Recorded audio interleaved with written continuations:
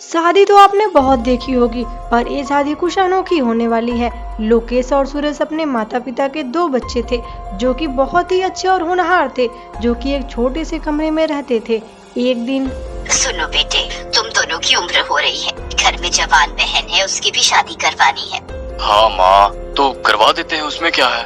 देह का क्या मतलब है, घर में दो जवान भाइयों के होते हुए छोटी बहन की शादी हो गई तो लोग क्या कहेंगे। पहले तुम दोनों शादी कर लो।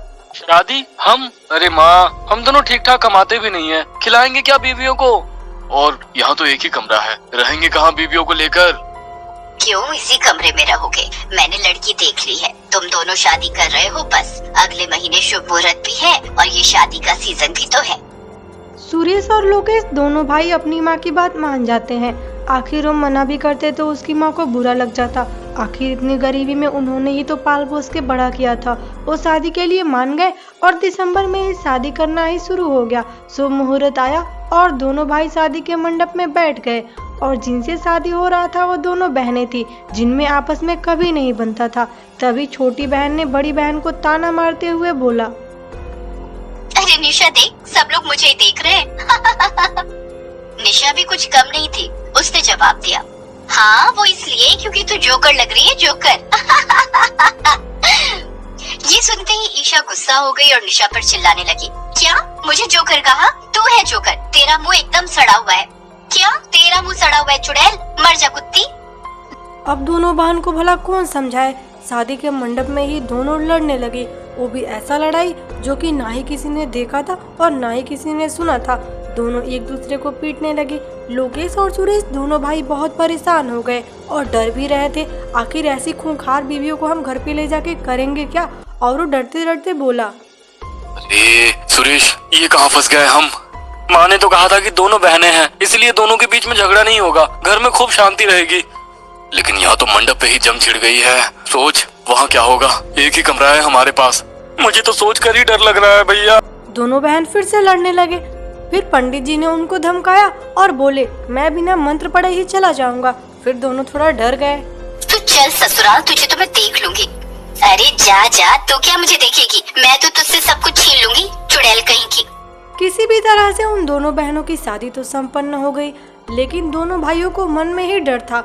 अब घर पे जाने के बाद क्या ही होगा, क्योंकि कमरा एक ही था। लोकेश की बहन भी सब देख रही थी। उसने बोला, भैया अब जल्दी से मेरी शादी करवा दो। दोनों भाभीियों के बीच में रहकर दिमाग खराब नहीं करना चाहती हूँ मैं अपना। बहन, हमारे बारे में भी तो सोच, हम कैसे रहेंगे। वो सब मुझे नहीं पता, माँ ने ये रिश्ता देखा था ना। जा माँ को जाके बोल।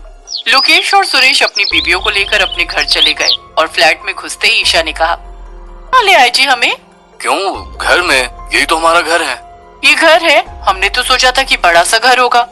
हाँ, हमें तो कहा गया था कि लड़की का खुद का घर है। हाँ, खुद का ही तो है, लेकिन थोड़ा छोटा है। ठीक है, मुझे अपना कमरा दिखा दीजिए, मुझे आराम करना है। हाँ, और मुझे भी अपना कमरा दिखा दीजिए। बहू, कमरा तो एक ही है, तुम दोनों को मिल बांट कर रहना होगा। क्या एक ही कमरा है? हे भगवान, ये किन भिखारियों के घर में शादी हो गई हमारी। क्यों, तुम दोनों बहनें हो, मिल बांट के आपस में रह नहीं सकती? बहनें, ये मेरी बहन नहीं है, ये चुड़ैल है। हाँ हाँ, तो तू भी कौन सी दूध की धुली हुई है। जा जा, मैं तेरी शक्ल नहीं देखना चाहती हूँ। मैं भी तेरी शक्ल नहीं देखना चाहती हूँ। अरे बिमला, ये कैसी बहू ले आई हो घर में। तुम तो बोल रही थी कि घर में बहुत शांति होगी, यहाँ तो पहले दिन ही झगड़ा शुरू हो गया। तो मुझे क्या पता था कि ये दोनों बहनें आपस में इतना लड़ती हैं। अगर पता होता तो कभी ऐसी लड़कियों को मेरे घर की बहू नहीं बनाती मैं। वो कहते हैं ना, तब पछता के क्या हुआ जब चिड़िया चुग गई खेत, वही हाल था। दोनों का शादी तो कर दी, लेकिन लड़की पता करने में देर कर दी और उसको पता भी नहीं था कि दोनों लड़कियां कैसी हैं। कलेश तब शुरू हुआ जब दोनों एक ही कमरे में पहुंच गए। यहाँ तो एक ही बेड है, मैं बेड पर सोने वाली हूँ, निशा तू अपना देख ले। निशा तो गुस्से में थी ही, उसने भी बोल दिया, अपना देख ले का क्या मतलब है, ये मेरा भी घर है, मेरा भी बिस्तर है, मैं तो बेड पर ही सोऊंगी, जो उखाड़ना है उखाड़ ले। देख निशा, मैं बड़ी हूँ और तेरी जेठानी भी हूँ, जेठानी की बात देवरानी को माननी ही पड़ेगी। जेठानी माय फुट, मैं नहीं मानती ऐसी जेठानी को। बकवास ना करके चुपचाप नीचे सो जा। लोकेश और सुरेश को समझ नहीं आ रहा था, आखिर अब चुप कराए तो कैसे कराए। सारा घर दोनों ने एक ही दिन में सर पे उठा लिया था। वहाँ उसकी माँ अलग ही सर दर्द से परेशान थी कि दोनों बहुएं अभी से इतना झगड़ रही हैं। तो आगे चल के इनका क्या होगा। लोकेश और सुरेश तो एकदम थक ही चुके थे मना मना के।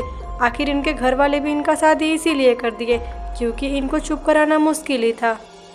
ठीक है, तुम दोनों बिस्तर पर सो जाओ, हम दोनों भाई नीचे सो जाते हैं। लेकिन चुप हो जाओ, शांति दो हमें। उन दोनों का झगड़ा शांत करवाने के लिए लोकेश और सुरेश नीचे ही सो गए। वहीं ईशा और निशा दोनों बेड पे तो सो गई, लेकिन उनका झगड़ा कहाँ रुकने वाला था।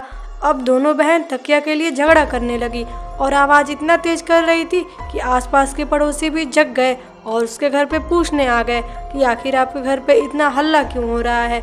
वहीं सुरेश और लोकेश इन दोनों से तंग आ चुके थे और एकदम परेशान हो गए। दोनों को इस तरह से हाथापाई देखकर उसकी सास भी वहाँ आ जाती है। तुम दोनों जब से आए हो पूरे घर को अपने सर पे उठा रखे हो। हम लोग इतनी कलेश में कभी नहीं रहे। पता नहीं तुम्हारे माँ बाप कैसे तुम लोग के साथ रहे होंगे इतने दिन तक। अच्छा ही किया जो तुम लोग को भगा दिए। अब निकल जाओ हमारे घर से भी और दोबारा यहाँ आने की जरूरत नहीं है। दोनों यहाँ से गुस्से में तो निकल जाती हैं, लेकिन वो लोग अपने घर भी जाती हैं तो वहाँ भी उन्हें कोई स्थान नहीं मिलता। भला कौन चाहता है आफत को फिर से अपने घर पे बुलाना। बहन यहाँ पे तो बहुत ठंडा लग रहा है। हम लोग तो यहाँ पे कुछ देर और खड़े रहे तो मर ही जाएंगे। अब तो हमें घर पे भी कोई नहीं रहने दे रहा है। हम दोनों कहाँ जाएंगे। हम दोनों सच में बहुत गलत किए हैं। दोनों बहनें अपनी गलती का एहसास कर चुके रहते हैं। दोनों एक दूसरे को गले लगा लेते और अपनी गलती की क्षमा मांगने अपने सास के पास चले जाते। वह अपनी सास के पास आते उसका पैर पकड़ के रोने लगते और अपनी सारी गलतियों की माफ़ी मांगते और फिर खुशी खुशी उनके साथ रहने लगते।